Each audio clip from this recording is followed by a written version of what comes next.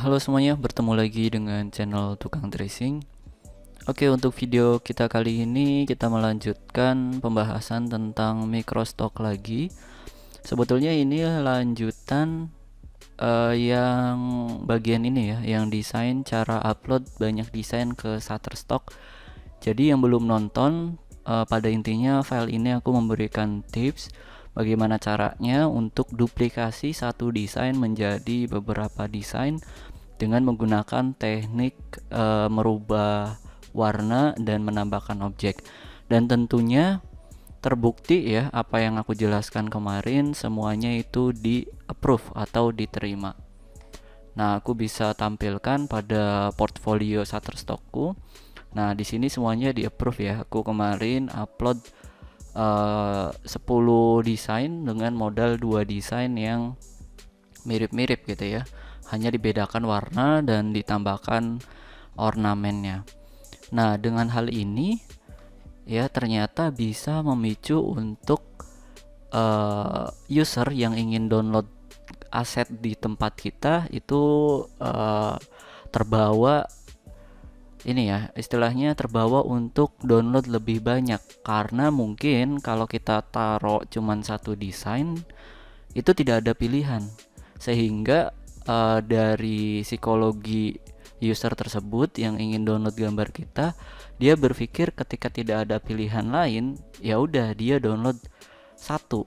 Nah, ketika banyak pilihan, akhirnya dia bingung nih antara mau download satu, tapi kadang berpikir ini juga bagus, ini juga bagus, ini juga bagus, misalnya seperti itu. Dan pada akhirnya download dua atau download tiga, bahkan download 5 sekaligus. Nah, itu artinya apa? Kita menggunakan satu desain, tetapi si user yang ingin download di tempat kita malah download lebih banyak dari yang seharusnya, yaitu 2 atau 3 desain karena pilihannya banyak.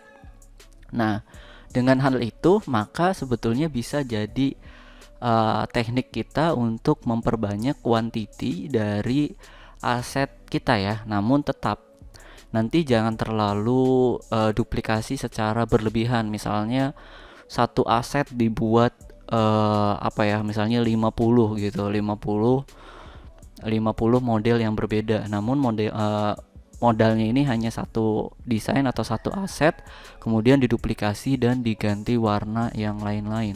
Kalau misalkan hanya 5, ini kan pemandangannya masih oke lah di profil kita ya, masih agak kelihatan beragam. Tapi ketika nanti asetnya diduplikasi menjadi 50, ya ini semuanya satu ini malah apa ya, malah kelihatan semuanya desainnya sama, satu aset yang gambar yang sama gitu. Dan itu menurut aku nanti malah membingungkan yang download, dan yang download akhirnya nggak nyaman secara visual atau secara susunan dari portfolio kita di sini karena terlalu banyak gambar yang sama.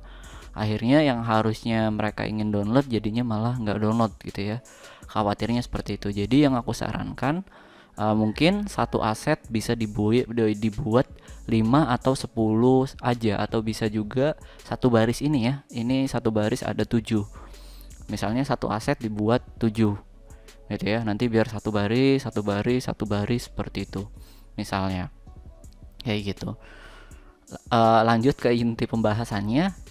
Intinya adalah kita bisa mempengaruhi jumlah download dari user yang ingin di-download di tempat kita melalui cara duplikasi satu desain menjadi beberapa desain. Dan ini buktinya ya. Baru beberapa hari aku upload dan sudah ada yang download. Nah, ini. Ya kan? Padahal ini satu aset.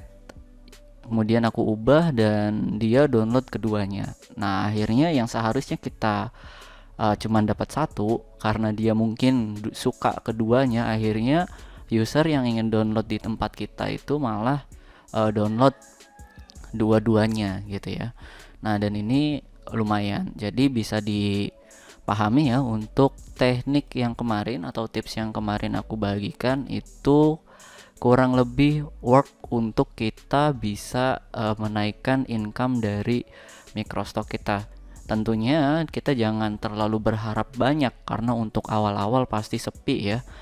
Ketika kita memang sudah konsisten dan aset kita mulai banyak, kemungkinan besar jumlah download harian kita pun lumayan besar juga gitu ya nantinya. Cuman kalau untuk yang awal-awal, misalnya baru 1 bulan pertama join di Shutterstock dan berharap ingin earningnya banyak, ya aku pikir itu agak susah ya, kecuali memang teman-teman sudah membuat tim dan sudah menyiapkan ribuan aset yang siap di-upload ke Shutterstock, yaitu mungkin di bulan pertama teman-teman bisa mendapatkan earning yang banyak. Tapi ketika memang baru-baru mulai, apalagi yang masih single factor, yang baru mulai, bener-bener baru mulai, ya jangan berharap lebih dulu.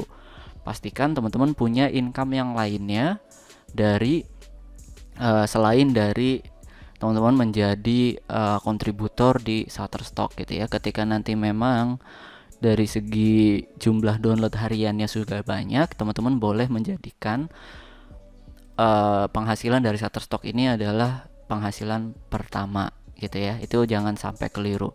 Jadi pinter-pinter juga, selain kita freelancer, kita juga harus paham bagaimana cara mengelola uang supaya kita tidak salah untuk mengambil jalan gitu ya. Jangan sampai nanti teman-teman punya tekad untuk pengen jadi kontributor di Microstock, misalnya di Shutterstock atau di Freepik atau di tempat yang lainnya, kemudian teman-teman lagi kerja di salah satu tempat dan teman-teman resign, kemudian tanpa harus memikirkan tanpa harus memikirkan strategi keuangannya bagaimana, terus tiba-tiba resign, akhirnya memutuskan untuk jadi kontributor, dan pada akhirnya aset yang di-download tidak sesuai dengan rencana, malah nanti jadi bumerang untuk diri kita sendiri gitu ya. Jadi ya itu tips aja. Sebetulnya aku juga ini di Microstock itu hanya tambahan untuk untuk memberikan portfolio, sekaligus memang kalau downloadnya ramai itu juga dapat earning, sekaligus juga untuk melebarkan nama dengan cara kita menjadi kontributor.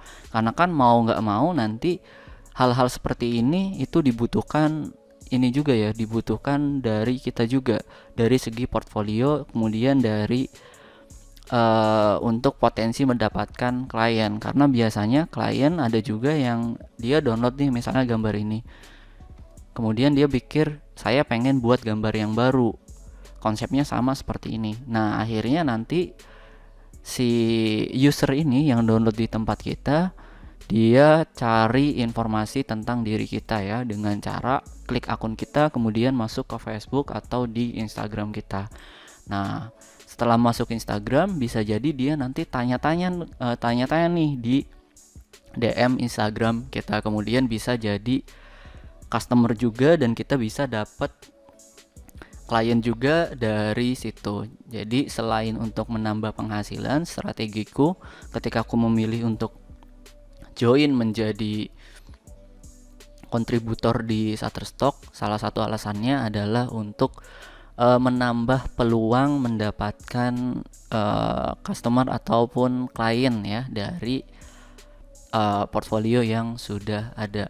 Nah selain dari Shutterstock juga teman-teman boleh gambar-gambar yang sudah diupload ini diuploadkan juga di Behance ya. Aku sudah bahas juga untuk Behance ini,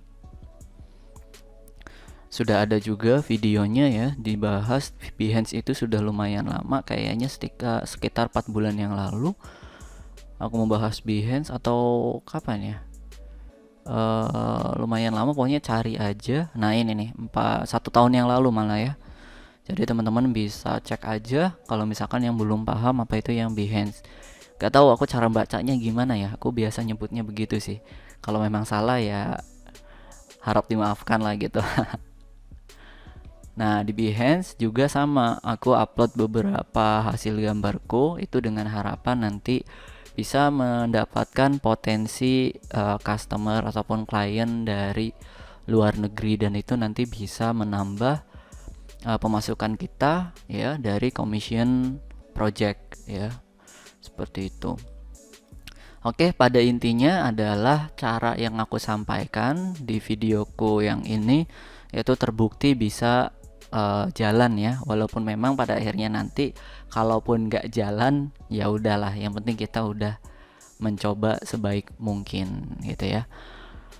Oke, itu aja dulu yang bisa aku sampaikan di video aku kali ini. Nanti aku akan bahas lagi seputar Shutterstock lagi ya, ataupun situs microstock yang lainnya. Bagi yang ada pertanyaan ataupun ingin diskusi, silahkan ketikkan di kolom komentar. Sebisa mungkin nanti aku akan jawab ya pertanyaan ataupun saran juga boleh. Nanti kita bisa diskusi di kolom komentar. Oke, sampai bertemu di video selanjutnya. Terima kasih.